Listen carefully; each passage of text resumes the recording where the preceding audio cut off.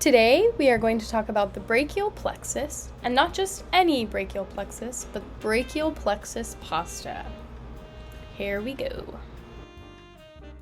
The brachial plexus is a network of nerves starting at the neck, cutting down to the shoulder. This network of nerves controls the shoulder, forearm, hand, and wrist, so the upper extremities. Here is the brachial plexus made out of noodles.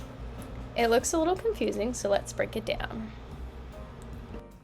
The brachial plexus is broken into 5 different parts: roots, trunks, divisions, cords, and branches. You can remember this with the mnemonic, "Rigatoni tastes delicious with crispy bread." And yes, just a heads up, all mnemonics found in this presentation are pasta themed, so get ready to be hungry. Here are the 5 roots, as indicated by the little pinwheel pasta and the broken spaghetti.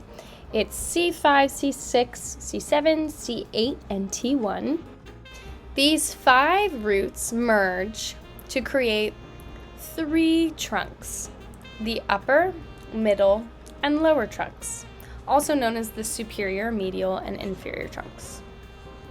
Next are the divisions. Each trunk divides into anterior and posterior sections, as seen in the photo here. The twistier pasta, they are the anterior divisions, labeled in blue, and the spaghetti are the posterior divisions, labeled in pink. Next, the divisions come together to make 3 cords: the lateral, posterior, and medial cords.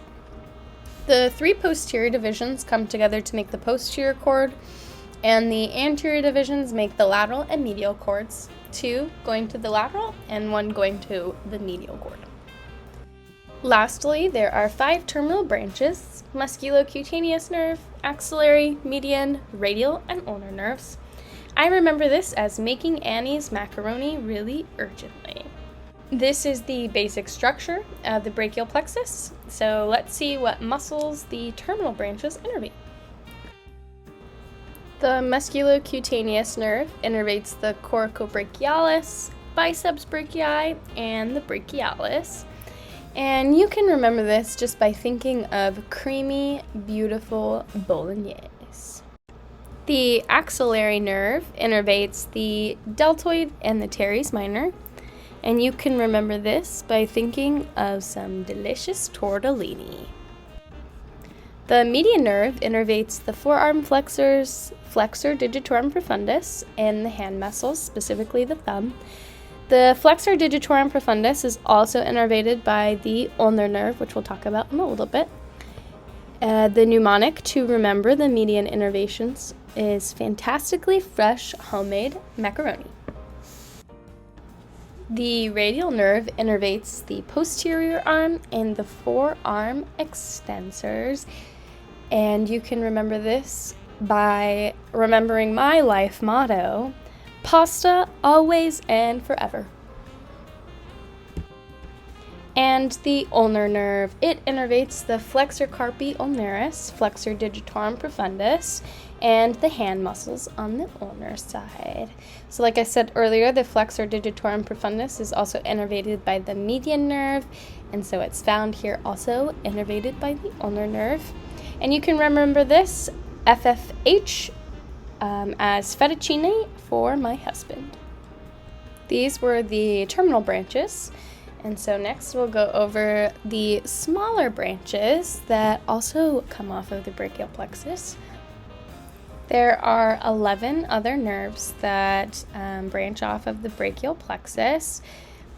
The dorsal scapular, the long thoracic, the suprascapular, subclavius, lateral pectoral, upper subscapular nerve, thoracodorsal, lower subscapular, medial pectoral, medial antebrachial cutaneous, and the medial brachial cutaneous.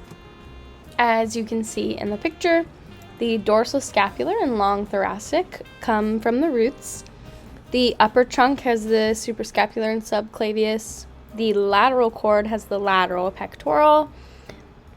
Posterior cord has everything in the red boxes, so the upper subscapular, thoracodorsal, and lower subscapular. And the medial cord is everything in the pink, so medial pectoral, medial brachial cutaneous, and medial antebrachial cutaneous.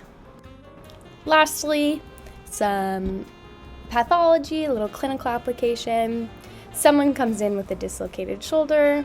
They may experience some numbness in the shoulder, weak deltoids, tingling, they're unable to lift their arm up. And as an OT, you know that the axillary nerve from the brachial plexus innervates the deltoid. So you can figure out that maybe the humeral head from the dislocation could be causing the axillary nerve to overstretch, resulting in the numbness, the tingling, and the muscle weakness. And that's it. Thank you for watching my brachial plexus pasta.